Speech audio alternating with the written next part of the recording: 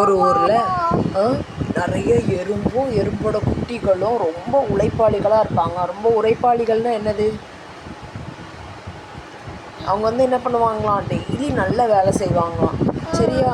இப்போது அவங்களுக்கு ஒரு பொந்து இருக்கும்ல, அந்த பொந்துக்குள்ளே அவங்களுக்கு தேவையான ஃபுட் எல்லாத்தையும் எடுத்து சேர்த்து வைப்பாங்களாம். சரியா? அப்போது அதுக்கு பக்கத்தில் ஒரு வெட்டுக்கிளி இருக்குமா பார்த்துக்கோ. அந்த வெட்டுக்கிளி இவங்களெல்லாம் பார்த்து நக்கல் அடிக்குமா. எதுக்கு இவ்வளோ கஷ்டப்பட்டு நீங்கள் எல்லோரும் என்ன பண்ணுறீங்க, ஃபுட்டெல்லாம் சேர்த்து வைக்கிங்க? அப்படிலாம் சேர்த்து வைக்க வேண்டாம், அப்பப்போ நமக்கு கிடைக்கிற ஃபுட்டே போதும், நம்ம டெய்லி சாப்பிட்டு நல்லா ரெஸ்ட் எடுக்க வேண்டியதான் அப்படின்னு சொல்லுமா. சொன்ன உடனே அதை கேட்காம எல்லா எறும்பும் கஷ்டப்பட்டு நல்லா வேலை செஞ்சு எல்லாம் அந்த புத்துக்குள்ளே அவங்களுக்கு தேவையான சாப்பாடெல்லாம் சேர்த்து வச்சுருவாங்களாம். ஆமாம், கூடையில் ஃபுட்டு தான் இருக்குது. அப்போது உடனே எல்லா எறும்பும் அவங்களுக்கு தேவையான சாப்பாடை சாப்பிட்டு வேஸ்ட்டே பண்ண மாட்டாங்களாம் தம்பி. சேர்த்து வச்ச உடனே ஒரு நாள் திடீர்னு நல்ல மழை, ஒரே கண்டினியூஸாக மழை பெஞ்சிட்டே இருக்குமா. அப்போ மழை பெஞ்சால் நம்ம வெளியே போய் ஃபுட்டெல்லாம் சேர்க்க முடியுமா? நோ. அப்படியே கண்டினியூஸாக மழை பெஞ்சிட்டே இருக்குமா. உடனே ரொம்ப குளிர்காலமும் வந்துடுமா, வெளியே போக முடியாமல் ஆயிடுமா. உடனே அந்த வெட்டுக்கிளிக்கு என்ன பண்ணனே தெரியாதான், ஃபுட்டே கிடைக்காதான். உடனே ஐயோ பசிக்கும்.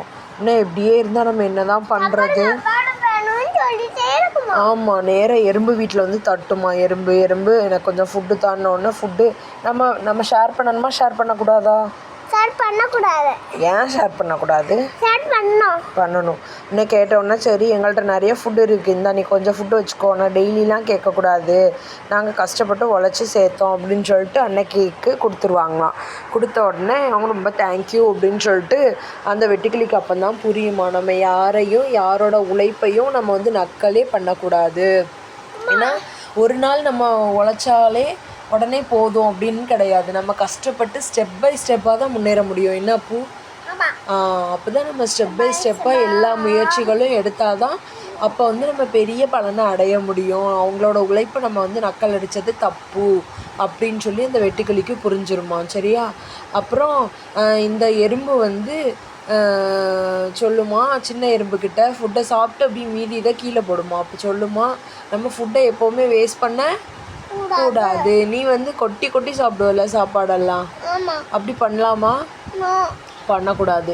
ஏன்னா குளிர்காலம் மழைக்காலம்லாம் வந்தால் ஃபுட்டே கிடைக்காம அந்த வெட்டுக்கிளி எவ்வளோ கஷ்டப்படுது. அப்படியே பசியில் அதுக்கு யாருமே ஹெல்ப் பண்ணாட்டா அந்த வெட்டுக்கிளிக்கு என்ன ஆகும்னு சொல்லு.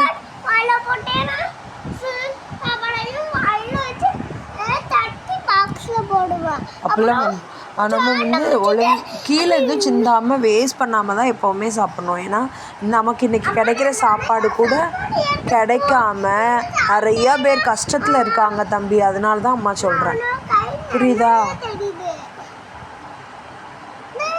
அதனால் ஃபுட்டு வேஸ்ட் பண்ணக்கூடாது, யாரோட உழைப்பையும் எப்போவுமே நம்ம நக்கல் பண்ணவே கூடாது. எல்லா உழைப்புக்கும் கடவுள் வந்து கண்டிப்பாக பலன் தருவாங்க. சரியா?